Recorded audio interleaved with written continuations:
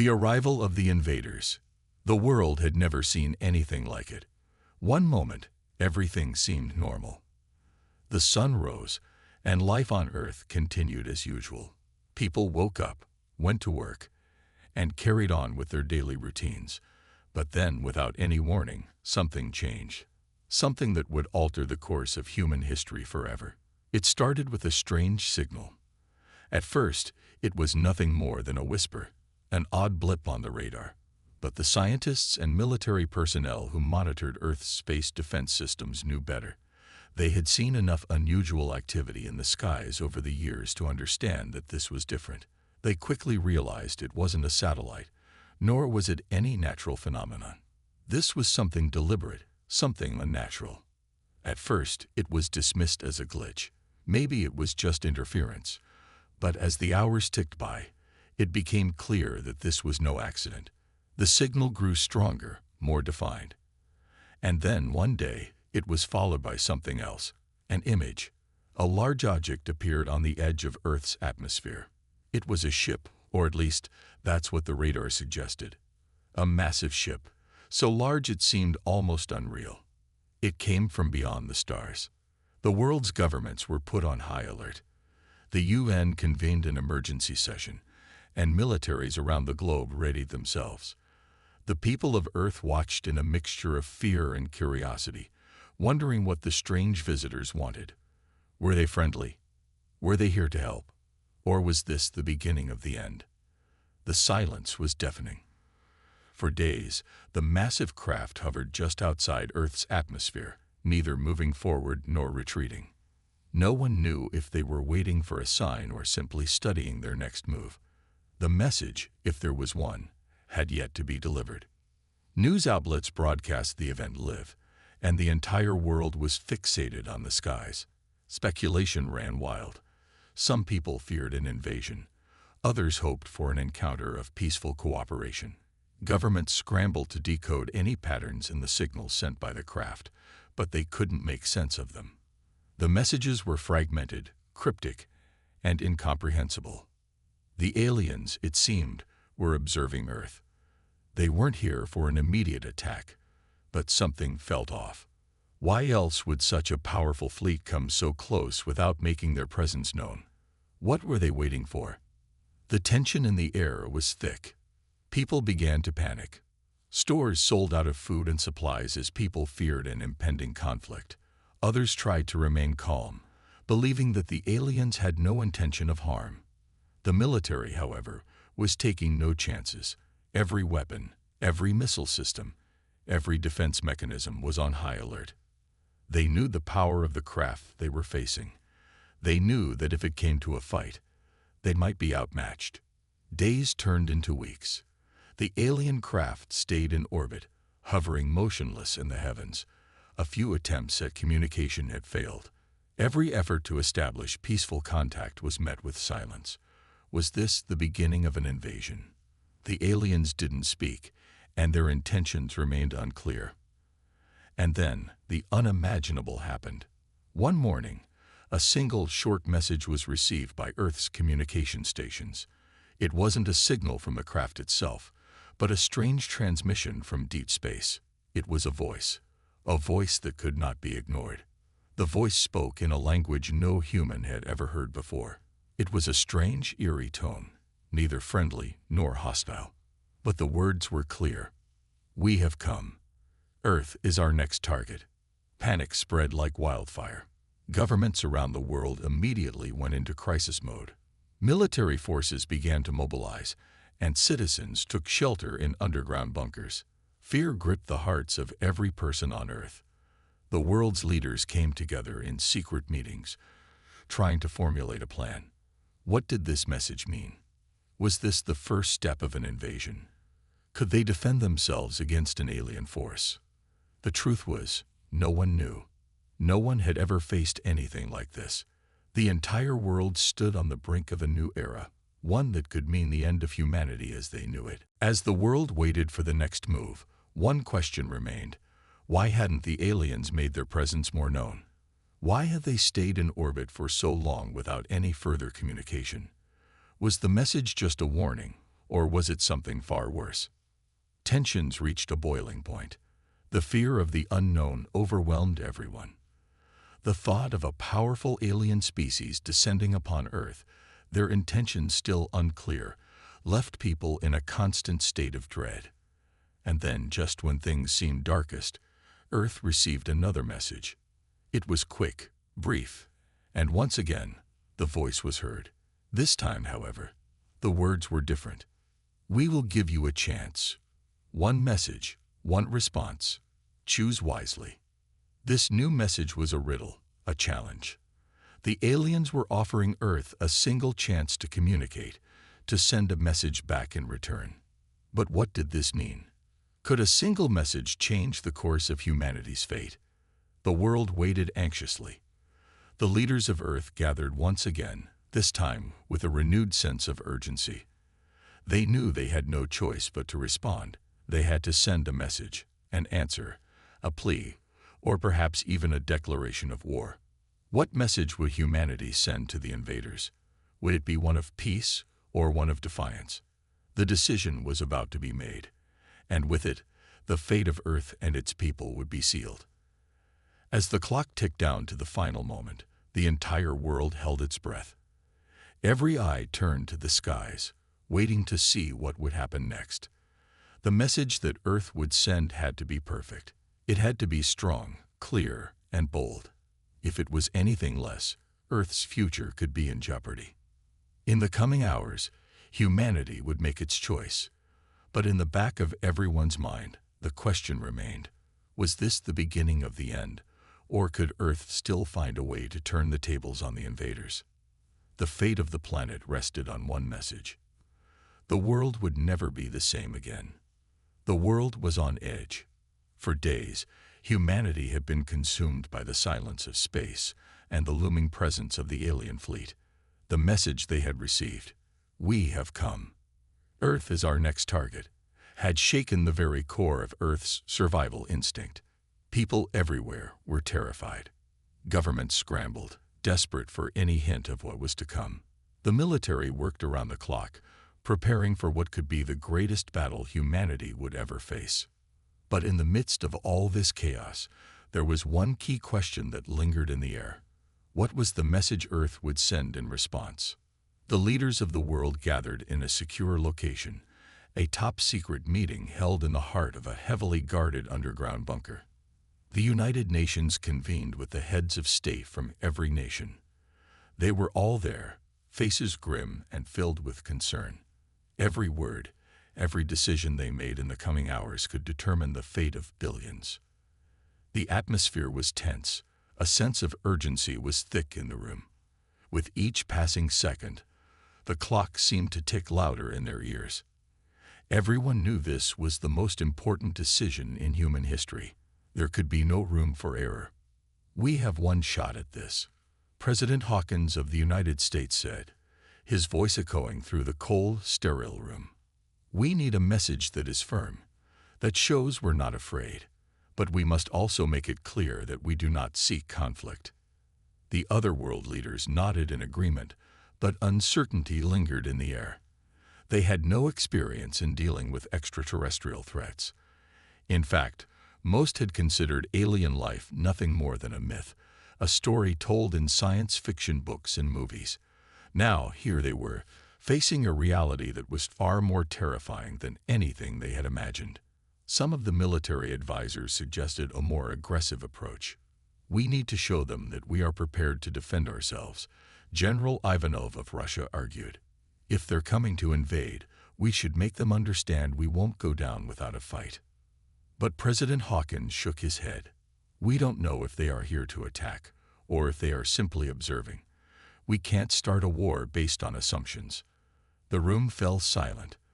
There was no easy answer. Every option felt dangerous. A sudden thought crossed the minds of the leaders. Could they trust the aliens, or were they playing a game?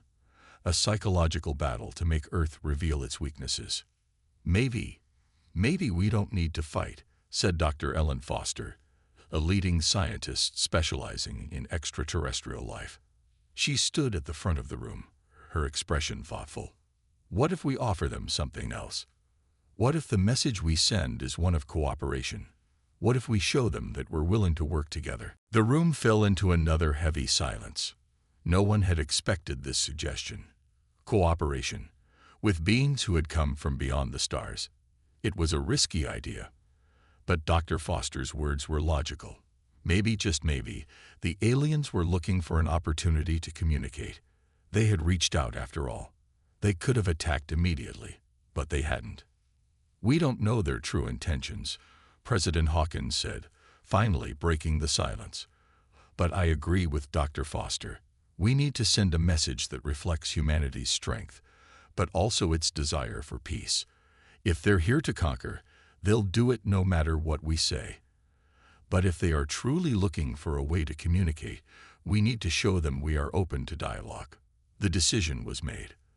The world would send a message, a single, unified message of peace. The message would be strong, clear, and firm. But it would also extend an olive branch, showing that Earth was not a planet to be feared, but one that sought cooperation. The leaders of Earth worked together to craft the message. It had to be short, concise, and easy to understand, yet powerful enough to communicate humanity's resolve. The wording had to be perfect. It had to convey strength without aggression, openness without weakness. It had to capture the very essence of humanity: resilient, resourceful, and hopeful. Hours passed as they debated the final wording. Suggestions flew around the room, and each word was carefully weighed. Finally, the message was ready.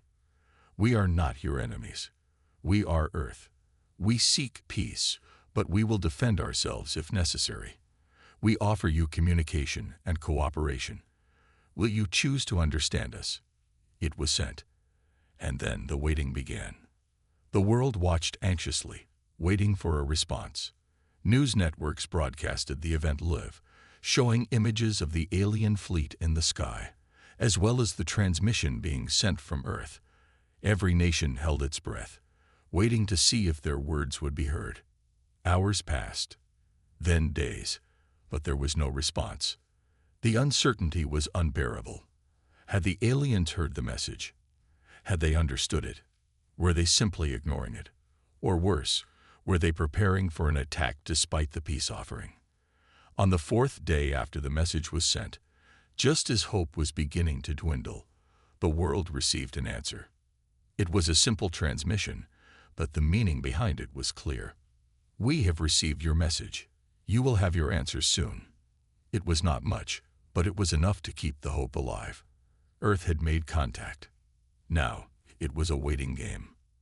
In the days that followed, Earth's military remained on high alert. The world's leaders were ready for anything. But deep down, there was a growing sense of relief. The aliens hadn't attacked. They hadn't rejected the message outright. There was still a chance for peace. But what did the aliens mean by soon? The words were vague, leaving room for interpretation. Was this a promise of communication? Or was it a warning of something yet to come? Could Earth truly avoid the conflict that seemed inevitable only days before? The world would have to wait for the answer, but one thing was certain. Humanity's response had changed the course of events. Whether that would be enough to secure peace, or whether it was merely the beginning of a much larger story, no one could say. But humanity had taken its first step. It had sent its message to the stars. And now, only time would tell what would happen next. The days that followed the transmission were filled with tense anticipation. Earth had made its message clear. The hope for peaceful dialogue was now in the hands of the alien invaders, but their response was nowhere to be found. Each passing hour stretched the limits of human patience. News outlets, social media, and government briefings were flooded with speculation. What would happen next? Was the message received? Would it make a difference? All eyes were on the skies. The once daunting fleet of ships that hovered above Earth's atmosphere had been eerily quiet. They made no attempt to move forward, yet they didn't retreat. It was as though they were waiting, just like the humans were. But for what? In the control room of Earth's Global Defense Command, the air was thick with unease. Scientists, military officials, and world leaders sat at monitors, their eyes fixed on the screens. Every hour, new scans of the alien fleet were conducted, but there was no sign of movement. The ships remained suspended, distant, silent. The alien ships appeared like dark, ominous shadows against the backdrop of Earth's blue sky. Weeks passed with no further word. People began to wonder if the alien fleet had even truly heard the message. Maybe it was a mistake to hope for a peaceful resolution. Maybe the aliens had no interest in talking at all. The longer the silence continued, the more the fear began to build. Then, on the fourth day of complete silence, the unthinkable happened. A new transmission came through. Short, simple, yet unmistakably clear. It was not a human voice, nor was it a message from one of Earth's world leaders. Instead, the message came from the very ships in orbit. "We are here. You will learn soon. Prepare." The words struck like a hammer. The meaning behind them was unsettling, shrouded in mystery. There was no explanation, no further context, just a vague promise of something to come. Humanity's hope that they had opened the door to peaceful cooperation began to fade. Could this be the precursor to an invasion? The message carried an ominous tone, the words chosen to leave just enough room for fear to take root. World leaders scrambled for answers. What did the aliens mean by prepare? Prepare for what? For an attack? For communication? The unknown had a grip on the world now, tighter than ever before. The calm they had hoped for seemed to be slipping further away with each passing moment. Prepare. The words rang through the meeting rooms, echoing in the minds of the world's leaders. What does that mean?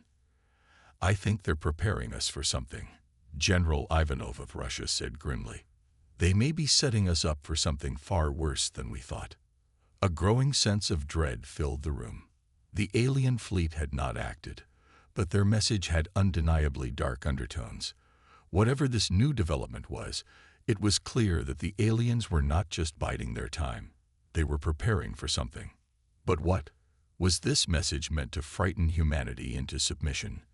Was it an invitation for further negotiations, or a veiled threat? The ambiguity of the transmission was maddening. It offered no clear answers, only more questions. "We need to be ready," President Hawkins of the United States said, his voice low but firm. "We've received their message. Now, we wait. But we do not stand idly by. The world must be prepared for anything." The decision was made to bolster Earth's defense forces even further. Every nation began scrambling to fortify its defenses. Military exercises were held around the world, with forces on high alert. Air forces took to the skies in full combat readiness, and space programs began to prepare for any eventuality, even the possibility of countering the alien fleet if things escalated. The fear was palpable. Humanity, once certain of its place in the universe, now found itself facing a threat from the stars. The very existence of the human race was on the line, and there was no clear path forward. But amidst all the fear, something unexpected occurred. On the following day, Earth's global communication systems were flooded with reports. From every corner of the world, ordinary citizens began to notice something odd. The skies, once filled with the looming shadow of the alien ships, began to shift. There was something different about them. They were no longer silent. Suddenly, the fleet moved. A slow but deliberate shift in position. The ships began to rearrange themselves, forming new formations that seemed almost deliberate.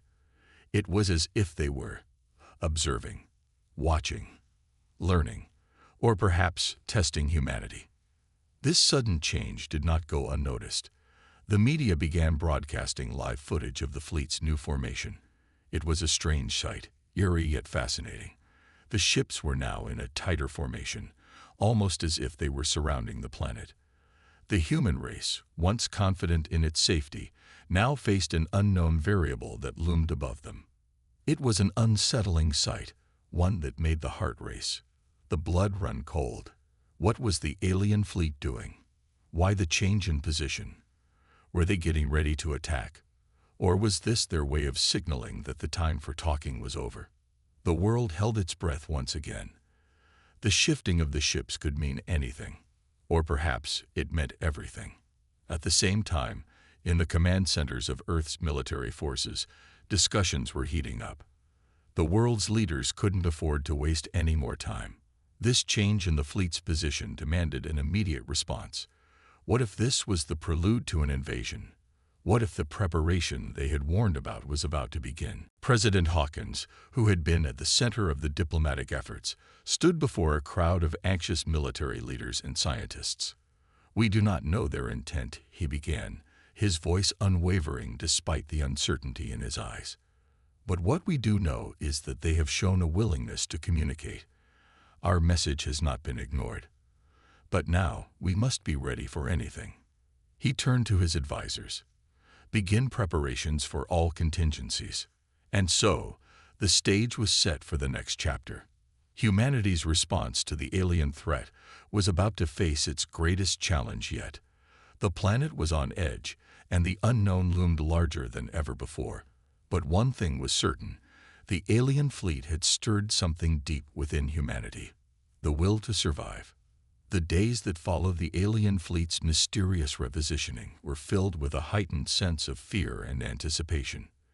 The world was teetering on the edge of something monumental, but no one knew exactly what that something was. News outlets, once hopeful and filled with reports of peaceful talks, now broadcast warnings and speculations. Could Earth have been misinterpreting the alien fleet's movements? Was this a sign of impending war? Or could it be an invitation to something more, something that humanity wasn't prepared for? At the United Nations headquarters, a meeting was called to address the growing concern. Delegates from every nation gathered, their faces drawn with stress. The pressure was immense. The situation had escalated in a matter of days, and now there was a sense of urgency in every conversation. President Hawkins, who had been at the forefront of humanity's diplomatic efforts, stood at the head of the table. The room fell silent as his voice broke through the tension. "We don't know their plans," he began, his tone firm yet tinged with uncertainty. "But we do know this: whatever happens next will change everything. The world's survival is at stake." He paused, letting the weight of his words sink in. Leaders from around the globe were visibly tense, their faces etched with concern. There was no way to predict the next move of the alien fleet. Would they attack? Would they negotiate? Or was there something else entirely at play? "We've made our message clear," Hawkins continued, looking around the room. "Now it's time to prepare for all possibilities. We need to show them that we're united, strong, and ready to defend our home." While President Hawkins addressed the world's leaders, the alien fleet above Earth remained silent. It was a deep silence that stretched for days, further stoking the fires of anxiety. Earth's global defense systems were on high alert, but no further transmissions came from the invaders. Were they just waiting for the right moment to strike? Or was something more complex unfolding? In the Space Control Center, engineers and scientists worked around the clock to monitor the alien fleet's movements. They had no way of predicting what the ships would do next, but every small shift, every subtle change in formation was scrutinized. Then, after nearly a week of absolute silence, a new transmission came through, one that would shatter everything. Unlike the cryptic message Earth had received earlier, this transmission was clear, concise, and startling. It was from the alien fleet, but this time, it wasn't a simple declaration. It was a challenge. "Your message has been received, but you are not prepared. You will know the truth soon." The message was short, yet chilling. It suggested that Earth's response had not been enough. It hinted that the alien fleet was aware of humanity's weaknesses and that something much bigger was coming. The words carried an unmistakable tone of superiority, and their intent was clear. The invaders were not here for peace. They were here to test humanity, to challenge Earth's resolve in ways that no one had anticipated. The transmission was broadcasted to the world, and the reaction was immediate. Panic spread like wildfire. People everywhere feared the worst. It was no longer a question of whether Earth would survive. It was now a question of how much of Earth would remain intact after the aliens' judgment. In the streets, crowds gathered, protesting, voicing their anger, and demanding action. Many citizens felt betrayed. They had hoped for peace, for a diplomatic resolution. But now, those hopes were dashed, and all that remained was uncertainty and fear. Meanwhile, back in the command center, the military leaders and scientists scrambled to make sense of the alien message. What did the invaders mean by, "You are not prepared"? What truth were they referring to? And why were the aliens so confident in their superiority? General Ivanov, a seasoned military strategist from Russia, was the first to speak. "They're not here to negotiate. They're here to dominate, to break us. We've miscalculated from the beginning." This was never about peace. A grim silence filled the room. It seemed that Earth's worst fears were about to come true. The alien fleet, with its formidable size and power, had been watching, waiting for the moment when humanity would show its true vulnerabilities. And now, it appeared that moment had arrived. In response to the new transmission, President Hawkins addressed the world once more, his voice resolute but tinged with a sense of urgency. "We have always believed that humanity's strength lies in our ability to adapt, to rise in the face of adversity. Now is the time to prove that. We will not let this invader break our spirit." But even as the president spoke, many began to question if humanity was truly prepared for the scale of the threat it was facing. The alien fleet was not just large. It was technologically advanced in ways that Earth had never before encountered. Earth's defenses had been bolstered, yes, but were they enough? Was Earth really ready to face what was coming? At the same time, a new layer of intrigue began to emerge. The aliens, for all their power, were not acting as invaders typically would. They weren't launching an all-out attack. Instead, they were observing, probing, testing humanity's defenses and resolve. It was as if they were waiting for something, waiting for humanity to take the next step, to make a move that would allow the invaders to judge their worthiness. And this, more than anything else, was the most unsettling part. The aliens were not attacking because they did not need to. They were patient. They had time. They were testing humanity to see if it could be worthy of survival. As the days wore on, the tension in the world only grew. Earth's forces prepared for battle, and the global community braced for whatever would come next. The aliens had thrown down the gauntlet, but the real question was whether humanity could rise to meet it. Would Earth be able to survive this trial, or would the invaders prove too much, breaking humanity's resolve before it could fight back? The next move was in the hands of both the alien invaders and the people of Earth, and only time would tell if humanity had the strength to face the unknown. The days following the alien fleet's chilling transmission were filled with mounting uncertainty. Earth's defenses were at the ready, but a deeper, more unsettling truth was beginning to take shape. This wasn't just an invasion.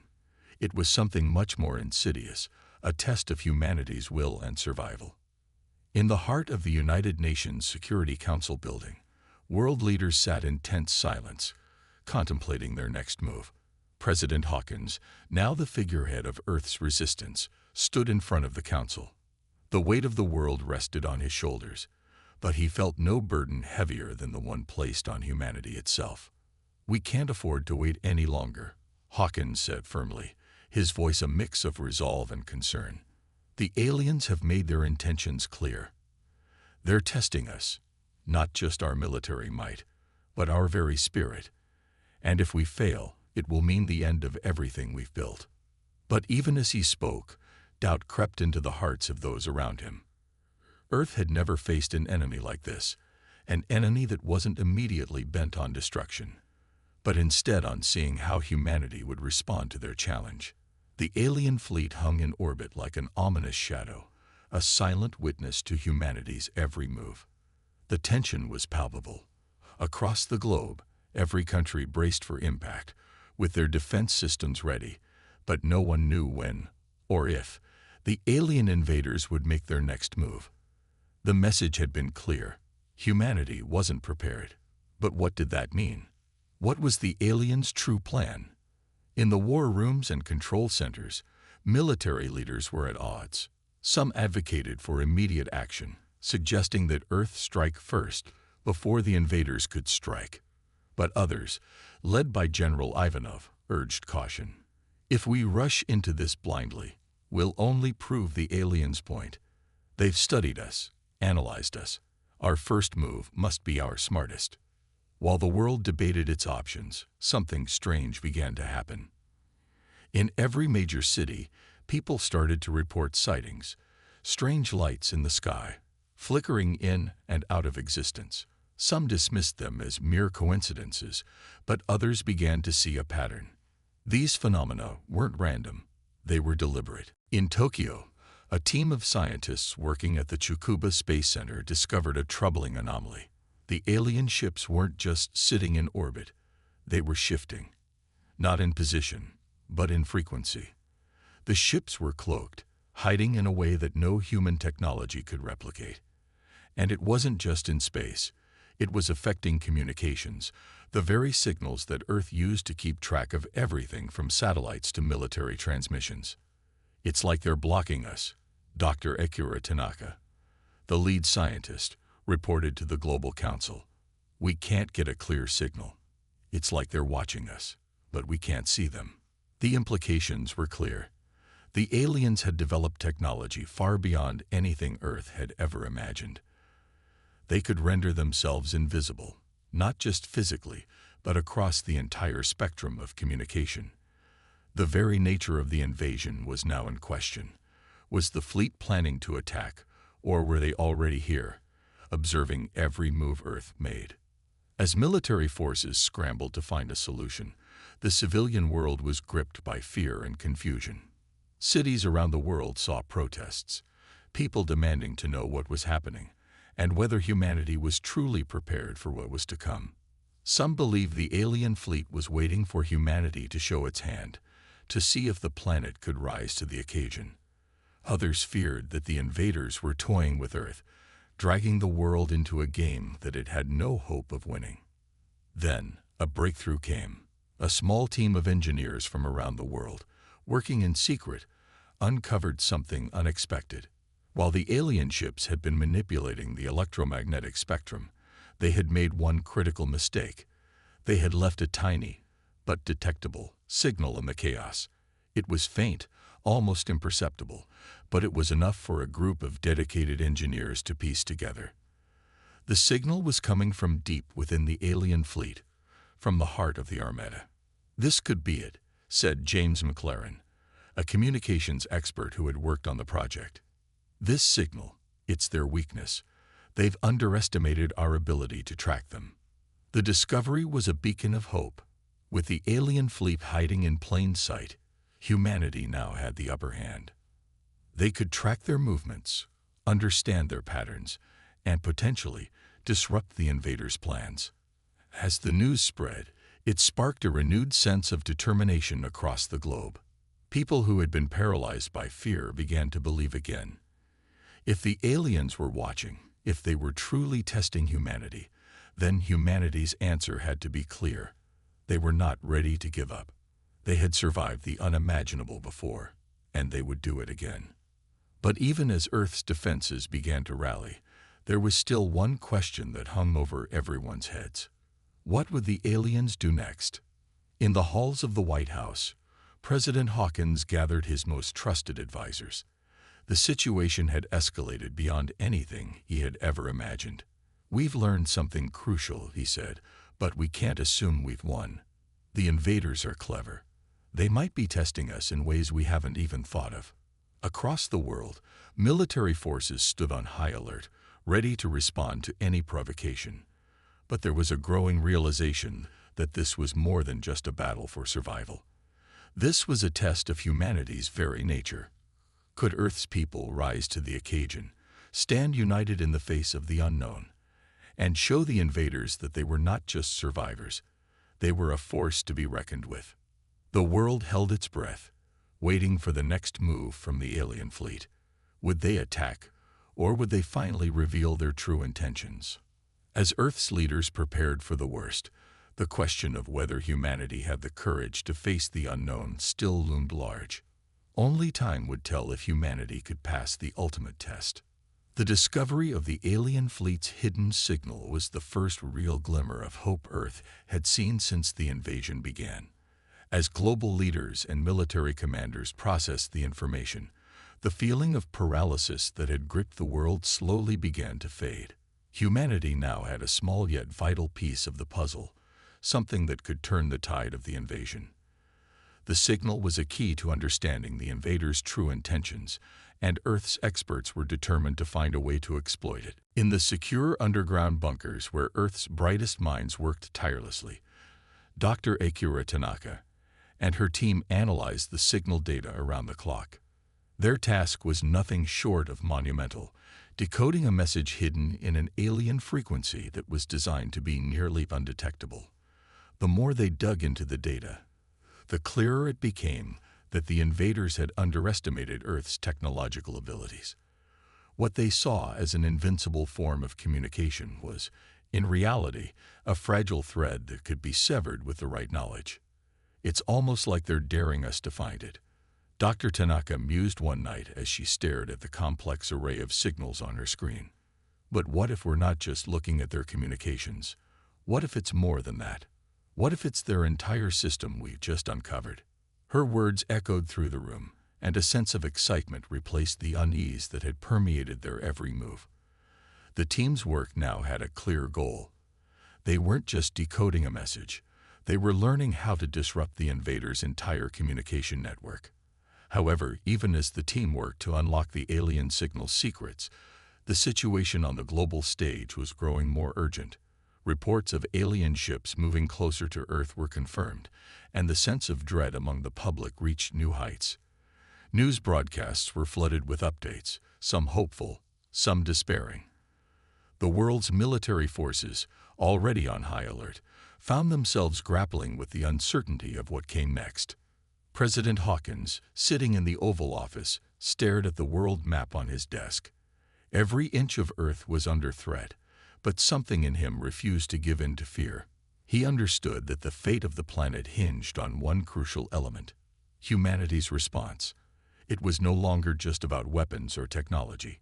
It was about the resilience, resourcefulness, and unity of the human race. In his next address to the world, Hawkins delivered a powerful message to the people of Earth. We may be small compared to the vastness of the universe, but we are not powerless. We are not a species to be underestimated. We will fight, not just for survival, but to show every being out there that we are here to stay. This invasion ends when we decide it ends.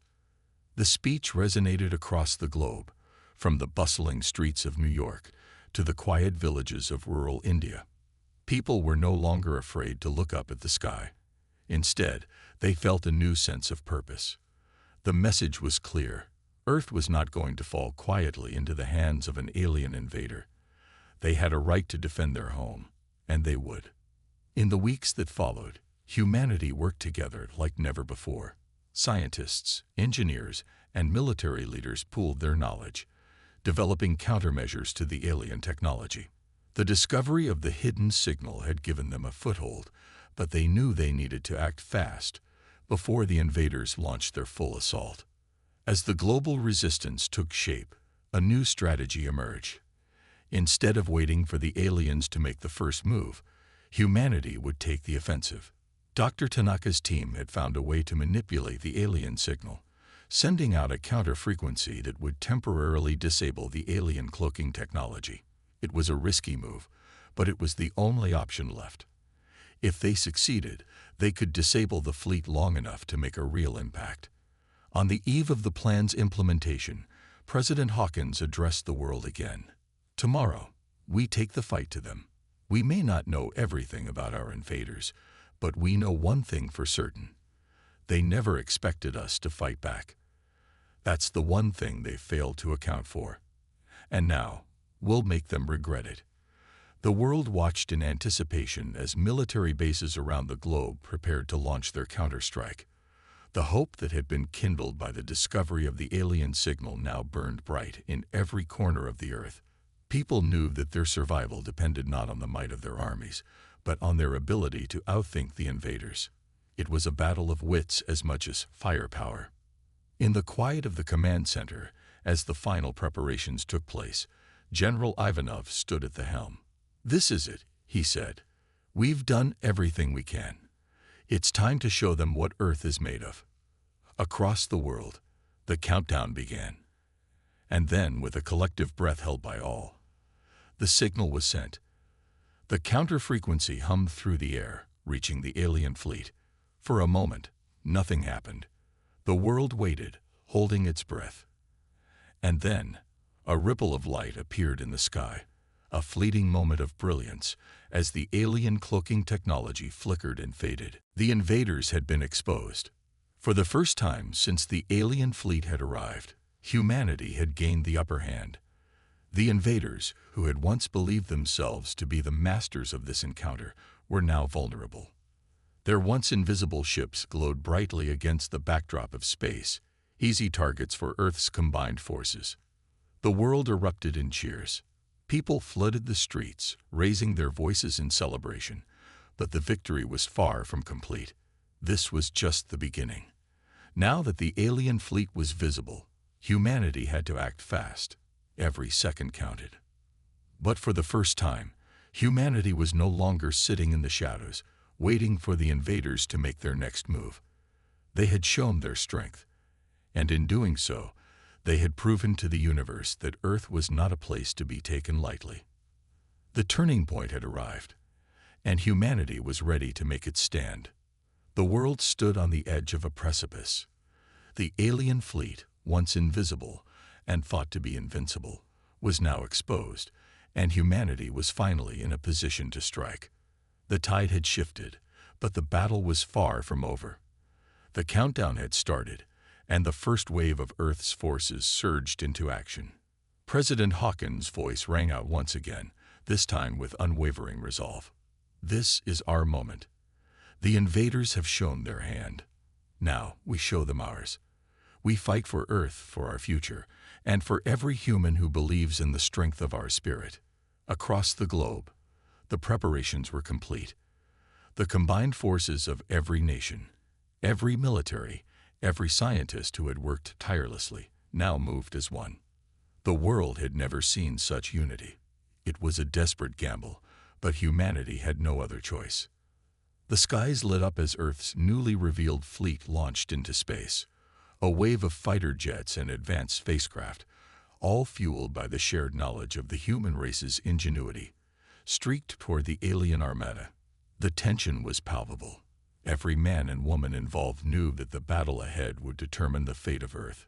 Dr. Akira Tanaka, standing in a secure military command center, looked at the incoming transmission. It was a message from the fleet commander. "We've initiated the counterattack, but we need your next move. The alien mothership is moving to attack our central base. We can't hold them off much longer. What's our next move?" Tanaka's eyes flicked to the screen, where the alien fleet loomed ominously. She had worked tirelessly to decipher their tactics, but now it was time to put it all to use. Her fingers flew across the holographic console, accessing the data she had painstakingly collected. The aliens might have had advanced technology, but there was one thing they lacked: a deep understanding of human unpredictability. "We can disable their shield network using the signal interference we discovered," Tanaka said, her voice steady despite the pressure. "We just need to coordinate it with our fleet's attack.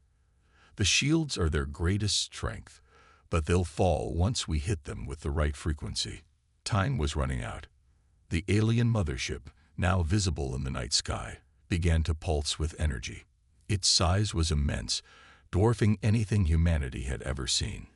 It was a symbol of the invaders' power, but humanity had already shown that they were no longer helpless. The signal was sent. Earth's fleets fired their weapons in unison, targeting the alien ships with pinpoint accuracy. The massive mothership, once so invulnerable, suddenly flickered and groaned as its shield network began to falter. For the first time, the invaders were vulnerable. The sky exploded in flashes of light as the first wave of missiles made contact. The alien fleet scrambled to retaliate, but the interference from Earth's newly revealed signal was too much. Their systems, once flawless, began to malfunction. The invaders, now realizing that their superiority was slipping away, attempted to regroup, but they were no longer in control. As Earth's forces closed in, the battlefield became a cacophony of chaos. The invaders fought back with desperation, but the human forces, driven by the collective will of every person on Earth, fought with a fierce determination that could not be matched. In the middle of the battle, President Hawkins addressed the world once more, his voice broadcast to every corner of Earth. "We have come together as one. This is our time to show the universe what humanity can do when we fight for our survival. We will not fall. We will not surrender. This battle is ours." On the ground, the people of Earth watched the sky light up with explosions, each one a step closer to victory. It was a battle for the future of humanity, and it was a battle they could not afford to lose. As the final blow was struck, and the alien mothership's defenses collapsed under the combined might of Earth's forces, a collective cheer arose from every corner of the globe. The alien fleet, once thought invincible, was broken. The invaders, who had come to Earth with the belief that they could crush humanity, now realized that Earth was not a place to be taken lightly. The battle was over, but the war was not just about defeating the invaders. It was about something much greater. It was about proving that humanity could rise above any challenge, that Earth would not be subdued by the power of any alien force. It was about showing the universe that no matter how small, no matter how seemingly insignificant, humanity would never back down. In the aftermath, as the alien ships limped away or were destroyed, Earth stood victorious. The cost of the battle had been high, but the triumph was undeniable. Humanity had not just survived, they had prevailed. The message was clear. Earth was not a place to be underestimated. The silent arrival. The night sky over Earth changed forever. Massive dark shapes emerged from the void, blocking out the stars. They hung in orbit, silent and motionless, casting long shadows over the planet below. No warnings, no transmissions, just silence. At first, people thought it was a mistake, some strange cosmic event, a malfunction in the satellites. But then the news channels erupted with breaking reports. The images were clear. Colossal alien ships, stretching miles wide, positioned over every major city on Earth. Panic spread like wildfire. Governments scrambled. World leaders rushed into emergency meetings. The military went on high alert. Fighter jets soared into the skies. Warships moved into defensive positions, and underground bunkers were filled with trembling civilians. But still, no attack came. No laser fire, no weapons discharge, not a single demand or threat. The aliens simply waited. A world holds its breath. In the United States, President Marshall sat in the underground command center, staring at the massive screen in front of him. The image showed an enormous alien vessel floating over Washington, D.C. The ship's surface was smooth, black as the void, with no visible weapons or markings. Beside him, General Carter clenched his fists. "They're playing with us." The president didn't respond. He was too focused on the data streaming in. Electromagnetic pulses, gravity distortions, a strange energy field surrounding the alien fleet. Something was happening, and no one knew what. Fear takes over. Across the world, chaos erupted. Some people fled their homes, hoping to escape into the countryside. Others gathered in churches, temples, and mosques, praying for salvation. A few brave, or foolish, souls pointed their weapons toward the sky, as if their bullets could harm something that had not even moved. Then, without warning, Earth's power grids flickered. For a brief moment, everything went dark. Then the lights came back. But something had changed. Satellites went silent. Communications between cities became unstable. The internet faltered. Cell phones stopped working. It was as if the invaders were testing Earth's defenses, without saying a word. the unidentifiable energy. In an underground lab beneath Geneva, Switzerland, a team of scientists analyzed the strange energy readings coming from the alien ships.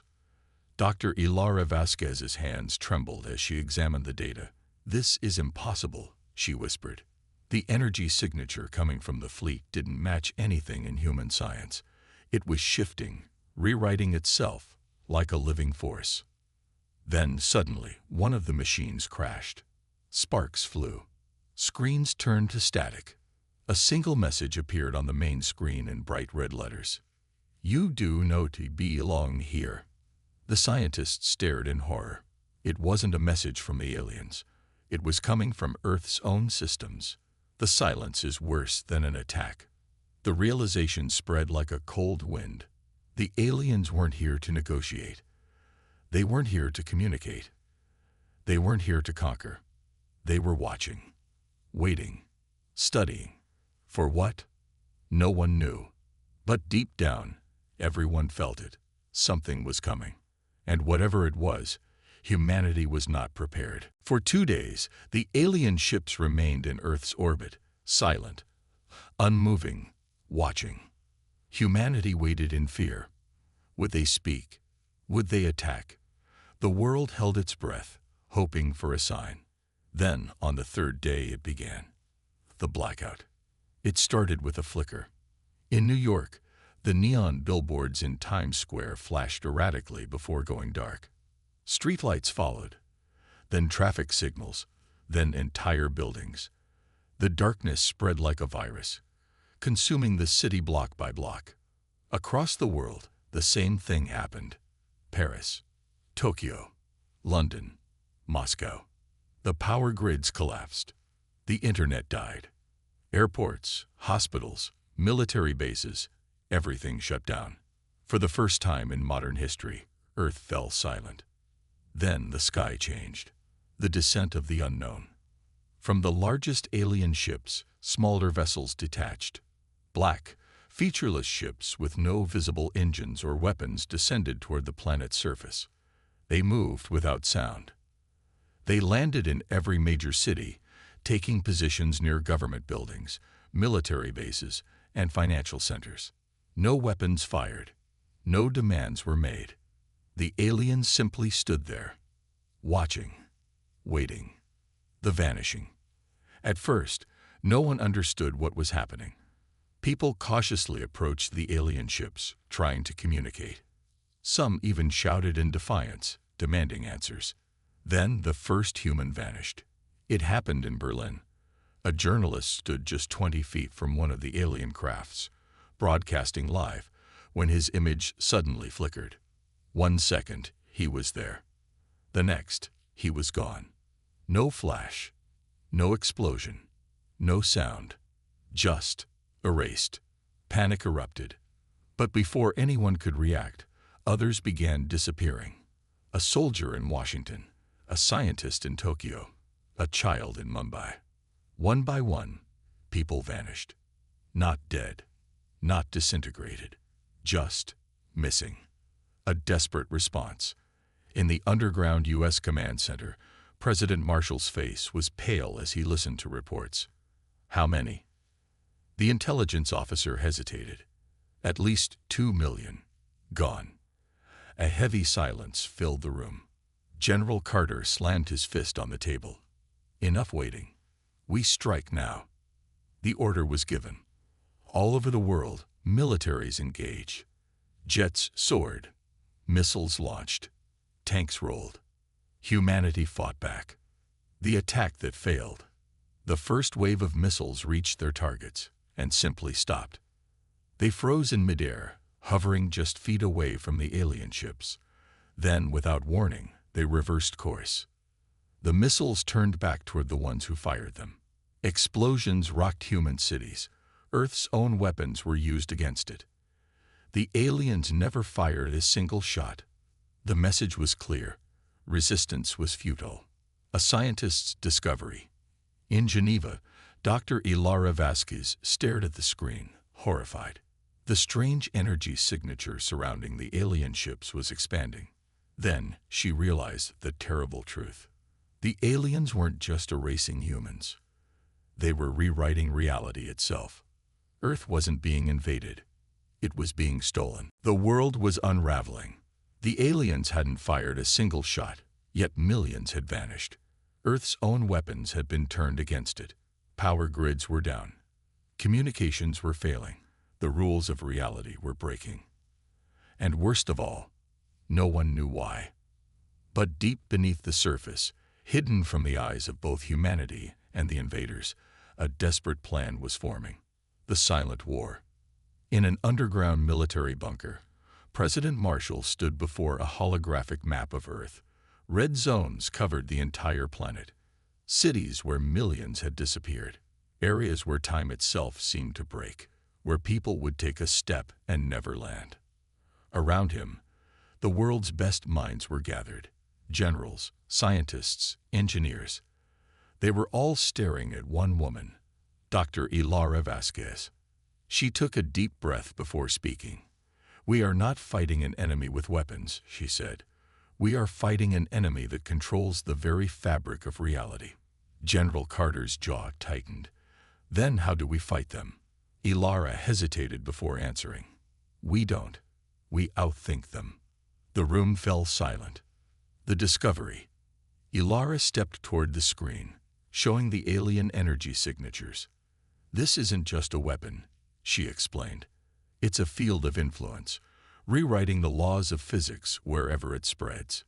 Marshall narrowed his eyes. "They're changing our world." "No," she said grimly. "They're replacing it." A cold chill ran through the room. "They aren't here to conquer us. They don't need our resources. They don't want our land. They are simply erasing us." Carter slammed his fist against the table. "Then we hit them with everything we have." Ilara shook her head. "That's what they want." She pulled up footage of the failed attacks. The missiles freezing in midair, the bullets stopping before impact. "They aren't reacting to our weapons. They're absorbing them, learning from them." She pointed at the data. "Every time we strike, they become stronger." Carter clenched his fists. "So what do we do?" Ilara took a deep breath. "We use something they've never seen before. Project Revenant. Deep beneath the Arctic ice, in a hidden facility known only to a handful of people, humanity's last hope was waiting. Project Revenant. A military operation so secret, even world leaders had forgotten about it. It had been created for one purpose: to develop weapons beyond the limits of human technology. Weapons that could break the rules of physics itself. Weapons that didn't belong to this world. As the security doors slid open, General Carter and President Marshall stepped inside. Their eyes widened as they took in what lay before them. Rows of towering machines, pulsing with blue energy. Jet-black suits, sleek and alien in design. A single spacecraft, unlike anything humanity had ever built, its design not inspired by human ingenuity, but by something else. Carter exhaled. "I thought this was just a myth." Marshall turned to Ilara. "Will it work?" She hesitated. "We're about to find out." A race against time. As the Revenant program was activated, something changed in the sky. The alien fleet, which had remained motionless for days, suddenly began to move. Their ships shifted position. The strange, pulsing energy surrounding them intensified. They had sensed it. They knew what humanity was about to do. And for the first time, they responded. A low, resonating hum filled the air. In the blink of an eye, the first alien attack began, and Earth's final battle had just begun. The world was on the brink of collapse. The alien invaders had erased millions without firing a single shot. Earth's weapons had failed. The very fabric of reality was being rewritten. But deep underground, in the secret Arctic facility, Project Revenant was awakening. For the first time since their arrival, humanity was ready to strike back. The war begins. A low, resonating hum filled the sky. The alien ships, which had remained eerily still, now moved with terrifying precision. Massive dark vessels shifted into new formations, their energy signatures flaring brighter than ever. Then, without warning, they fired. Beams of impossible light lanced down toward Earth. They didn't explode. They didn't burn. Where they struck, entire buildings, streets, and people simply vanished. Gone. Erased. The war had officially begun. The Revenant response. Inside the Arctic bunker, alarms blared. Screens showed live feeds of cities disappearing in flashes of white light. General Carter barked into the intercom. Launch Revenant now. Engineers scrambled. Code sequences were entered. Final safety locks were disengaged. Then, deep within the base, a door opened, and the Revenants stepped forward. The ghost soldiers. Only 10 had been created. 10 human soldiers, trained for years in secret, chosen from the best, but modified into something more. Their armor shimmered, blending into the environment like liquid shadow. Each was equipped with weapons that shouldn't exist, blades that cut through energy itself, rifles that fired something other than bullets. They were not bound by Earth's physics. They were built to fight a war no human should be able to win. Carter stood at attention as the Revenants saluted. "Your mission is clear," he told them. "Get aboard the alien ships. Find out what they're doing to our world, and stop them." No one hesitated. The Revenants stepped into the waiting drop pods. And moments later, they were launched into the heart of the enemy fleet, infiltrating the impossible. The Revenant pods sliced through the sky, completely invisible to alien sensors. As the first team reached a massive enemy warship, their leader, Commander Elias Voss, prepared for impact. Brace. The pods phased through the hull, passing through solid metal as if it wasn't there. It worked. They were inside. Voss and his squad stepped out, weapons raised, and for the first time, humanity saw what was inside the alien ships. The horrifying truth. The interior of the vessel wasn't made of metal. It shifted, walls pulsing, moving like living flesh. Strange symbols glowed, shifting across the surface as if whispering in an unknown language. Then came the worst part. The Revenants turned a corner and found the missing humans. Millions of them, suspended in the air, frozen in place. Their bodies were intact, but their minds were gone. Commander Voss stepped closer, scanning them. His HUD flashed a terrifying message. "Cons, Sheoisanias, Re-det I-Re-CTED." He froze. What the hell does that mean? One of his men asked. Voss swallowed hard. They're not dead. Their bodies are here, but their minds, their souls, they've been taken somewhere else. Then, for the first time, the aliens appeared. The enemy revealed. They didn't walk. They floated. Tall, slender forms, their skin like shifting mist. Their faces were featureless, but the air around them crackled with an energy that felt wrong. They spoke directly into the humans' minds. "You do not belong." The air vibrated. The ship itself shuddered, as if reality itself was rejecting the intruders. One Revenant raised his weapon. Fired. The bullet never hit. It stopped midair, then disintegrated. The alien didn't move. It simply reached out, and the soldier vanished. No scream, no sound. Just gone. The desperate escape. "Fall back," Voss shouted. The Revenants ran. Their experimental armor flickered, struggling to resist whatever the aliens were doing. One by one, they barely escaped back into their drop pods. As the ship trembled, as the walls themselves seemed to reach for them, Voss sent a final transmission. "We found them. We found the missing. But they're not dead. They're being transferred somewhere. The aliens aren't destroying Earth. They're replacing it, one person at a time."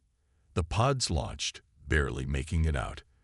As they fell back toward Earth, Voss looked up at the alien fleet, and in that moment, he realized humanity wasn't just fighting for survival. They were fighting against erasure. The Revenants had returned, but they brought no victory, only horror. The aliens weren't simply erasing people. They were taking them. Millions of humans were trapped inside those ships, alive, but their minds stolen. Their bodies remained frozen in place, but their souls redirected. And now, for the first time, the invaders had spoken. You do not belong. It wasn't just an invasion. It was extermination. But humanity wasn't done fighting. Not yet. The decision. In the underground command bunker, the atmosphere was tense. President Marshall, General Carter, and Dr. Ilara Vasquez stood over the holographic map. The alien fleet remained motionless, as if waiting. Voss's report played on repeat. They're not killing us. They're replacing us. They're taking something, our consciousness, our essence, and transferring it somewhere else. Carter clenched his fists. We can't just sit here. We need to hit them back, hard. Ilara shook her head. We've already seen what happens when we use conventional weapons. They absorb everything we throw at them. Marshall looked at her. Then we use something unconventional. She hesitated. Then, slowly, she nodded. I might have something. The others turned to her. Ilara took a deep breath. We created Project Revenant to bend the rules of physics, but we weren't the first ones to do it. She pulled up an old classified document. Carter frowned. What am I looking at? Something the government buried decades ago. She tapped the screen. Asterisk, asterisk, we found something. Asterisk, asterisk, an object. A signal, a piece of something alien. We never understood what it was. But now, I think it's our only chance. Marshall's eyes narrowed. Where is it? She looked at him grimly. Area 0. The Forbidden Zone. Area 0 wasn't on any map. It was a place so secret, so dangerous, that even speaking about it had been considered treason. Deep in the Nevada desert, hidden beneath layers of security systems, it waited. A facility abandoned for over 50 years. A place where something not of this world had been locked away. And now it was humanity's last hope. Breaking the seal, the transport touched down at the entrance of Area 0. A black, lifeless wasteland stretched around them. The air felt wrong. Ilara, Carter, and a team of revenants stepped forward. The old steel doors creaked open. Inside, the walls were covered in symbols that no one had ever translated. Machines lay in rusted ruin, abandoned decades ago. And at the center of it all, the artifact. A sphere pulsing with faint blue light. Ilara swallowed. This is it. The scientists of the past had tried to understand it. They failed. Now, it was time for humanity to gamble everything on something it couldn't understand. Power beyond comprehension. Ilara approached, reaching out a trembling hand. The moment she touched it, the world vanished. For a split second, she wasn't in the bunker. She was everywhere. She saw stars collapsing. She saw civilizations rise and fall. She saw creatures that shouldn't exist, beings of pure light, entities older than time. Then she saw them, the invaders, not as conquerors, as scavengers. They weren't just wiping out humanity. They were running from something worse. And in that moment, the artifact spoke, not in words, not in sound, but in understanding. It had waited. It had chosen. Humanity was no longer just fighting to survive. It was about to become something more. Ilara opened her eyes, gasping, and she knew exactly what to do. The final weapon. Back in the bunker, Ilara worked relentlessly. The artifact had given her knowledge. New blueprints, new possibilities. The Revenants weren't enough, but something else could be. With the help of Project Revenant engineers, she built a new weapon. Not a missile, not a gun. A virus, but not biological. A virus for reality itself. A way to turn the invaders' own rules against them. Carter watched the final tests. Will this work? Ilara exhaled. We're about to find out. As the alien fleet loomed over Earth, as the final battle drew near, humanity prepared to unleash its greatest gamble. The alien fleet hung in the sky like silent executioners. Their presence alone had broken the world. Millions were missing, their minds stolen, their bodies frozen in time. The invaders hadn't spoken again. They didn't need to. Earth was already losing. But deep underground, in the hidden bunker beneath Area Zero, humanity's last gamble was ready. Dr. Ilara Vasquez stood before a screen filled with cascading equations and shifting blueprints. The artifact's knowledge had rewritten everything she thought was possible. And now, she had done the impossible. She had built a weapon that shouldn't exist. A virus, not of biology, not of machines, but of reality itself. It wouldn't just attack the invaders. It would attack the laws they operated under. The same way the aliens had bent reality to make Earth's weapons useless, humanity would now bend it back. The silent countdown. Are you sure this will work? General Carter's voice was quiet, almost reverent. Ilara didn't answer immediately. She glanced at the black sphere hovering in the containment field, the heart of the virus, humming with quiet power. No test had been done. No simulation could predict the outcome, because nothing like this had ever existed before. She turned to Carter. It doesn't matter. It's the only chance we have. President Marshall, standing behind them, took a deep breath. Then we launch. The order was given. A silent countdown began. The sky burns. Above Earth, the alien fleet suddenly moved. For days, they had remained motionless. But now, as if sensing the shift in fate, their ships activated. Bright energy signatures flared. The attack was coming. But this time, humanity struck first. The virus launched, not as a missile, not as a beam, but as a wave. A ripple in reality, unseen by human eyes, but felt across the world. It spread like wildfire, touching everything and changing the rules. And the aliens felt it instantly. The fall of the untouchable. For the first time, the alien ships flickered. Their dark, seamless hulls, so invincible before, began to fracture. The revenants, watching from their strike base, saw something no one had ever seen before. The enemy fleet was breaking apart. Holy hell! Commander Voss whispered. Where the ships had once seemed invulnerable, now they cracked and buckled. The laws of their existence had been rewritten. They were no longer immune to Earth's physics. They were no longer untouchable. And that meant they could be destroyed. The counterattack. Fire HFY Thing.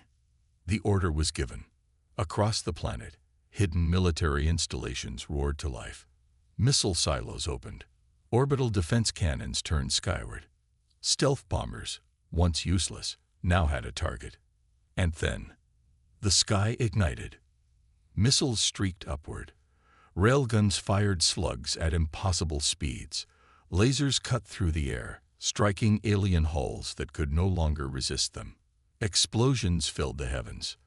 The first alien warship shattered like glass, breaking into fragments that burned in Earth's atmosphere. Then another, and another. Humanity had been helpless. Now, they were hunters. The aliens' last move. But it wasn't over. As the virus spread, adapting, breaking the enemy apart, the aliens made their own desperate move. From the largest ship, deep in orbit, a pulse erupted. A desperate countermeasure. Ilara's screens flashed red. They're trying to reverse it, she gasped. The artifact, the virus, everything. They had used it against the aliens. Now the aliens were trying to use it against Earth. If they succeeded, the laws of reality could break down entirely. Nothing would survive. Not them. Not humanity. The final stand. There was only one choice. Ilara turned to Carter. We have to send the artifact to them. His eyes widened. Are you insane? That thing is the only reason we're still alive. She nodded. Exactly. And if we send it into the heart of their fleet, it will finish the job. It won't just disrupt them. It will rewrite them completely. Carter hesitated for only a moment. Then, through gritted teeth, "Do it." The artifact was loaded into the last remaining Revenant drop pod. Commander Voss and his squad strapped in. "Your mission is simple," Carter told them. "You take the artifact. You board that ship, and you end this war." Voss grinned. "Simple, huh?" The countdown began. The Revenants sloshed straight into the heart of the enemy. The Revenants rocketed toward the alien mothership, a monstrous, city-sized behemoth that loomed over Earth like a harbinger of doom. Its hull shimmered unnaturally, still resisting complete corruption from the virus. Inside the drop pod, Commander Voss tightened his grip on the straps. The artifact hummed behind him, pulsing with an eerie blue glow. It was no ordinary weapon. It was something beyond human understanding. "Brace," the pilot shouted as the pod hurtled through a storm of alien counterfire. Energy beams scorched past them. But the Revenants had one advantage. The enemy's shields were failing. They punched through the hull. Impact. Metal screamed as the pod crashed into the heart of the alien ship, embedding itself into the corridors like a spear through flesh. And then silence. For a moment, the Revenants didn't breathe. Then, hiss, the door blasted open. Inside the beast, Voss led the charge, stepping into a nightmare. The walls weren't metal. They were organic, shifting, alive. They pulsed like veins, glowing with the same sickly energy that had been stealing human consciousness. And the worst part, the faces, lining the walls, trapped in translucent membranes, were humans, eyes wide, mouths frozen in silent screams. "They're still alive," one of the Revenants whispered. No one responded, because ahead of them, the enemy had arrived. The first alien warrior stepped forward. Its body rippled like liquid metal, its eyes burning with impossible intelligence. Unlike the drones, this was something more. Something ancient. "You do not belong." The words vibrated through the air, felt more than heard. Voss raised his weapon. "Neither do you." The last battle. The Revenants opened fire. Bullets that would have once bounced off harmlessly now tore through the alien's form. It screamed, not in pain, but in shock. The virus was still working. They weren't untouchable anymore. But the aliens didn't need armor to be dangerous. The walls reacted. Tendrils shot out, grabbing a soldier and yanking him into the fleshy mass. He vanished in an instant, his body dissolving as his consciousness was ripped away.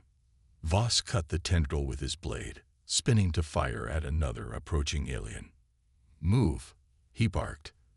They fought their way forward, the artifact growing brighter with every step, until they reached the core, the heart of the ship. A vast chamber stretched before them, its ceiling vanishing into blackness. At the center, a massive crystalline structure pulsed, not with energy, but with memories.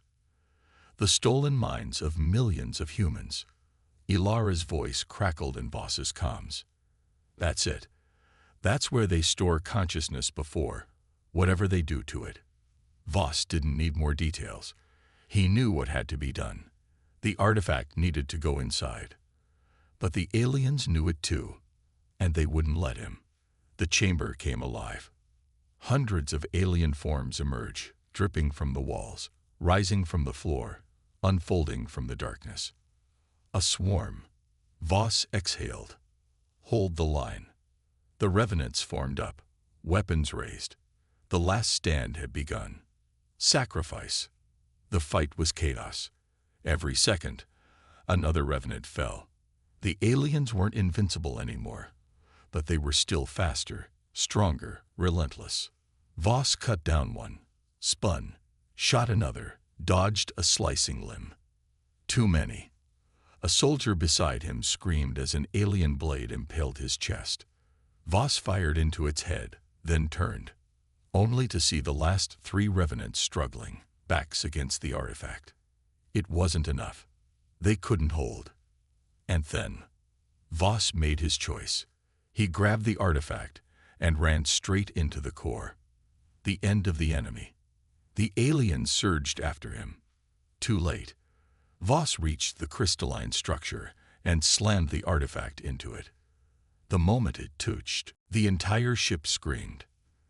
The chamber exploded in light. The aliens convulsed, their forms melting, breaking apart. The walls shattered. The memories, the stolen minds, rushed out, freed. Humanity was taking itself back. Voss felt his body disintegrating, but he smiled. Because as the alien mothership began collapsing, as the virus spread through their entire fleet like wildfire, he knew they had won. Earth rises. From the ground, the world watched as the alien fleet collapsed. The ships flickered, then imploded.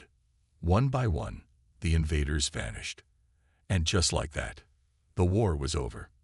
The sky was clear. The silence that followed wasn't terrifying. It was peace. Legacy of the Revenants.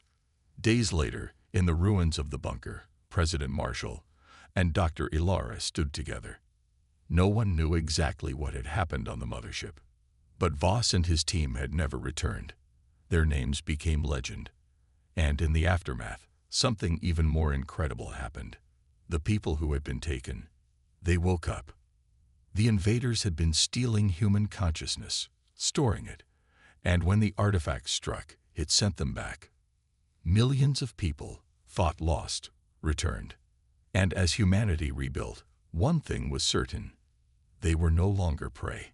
The galaxy had learned the truth. Humanity wasn't weak. They were survivors. And next time, they would be ready.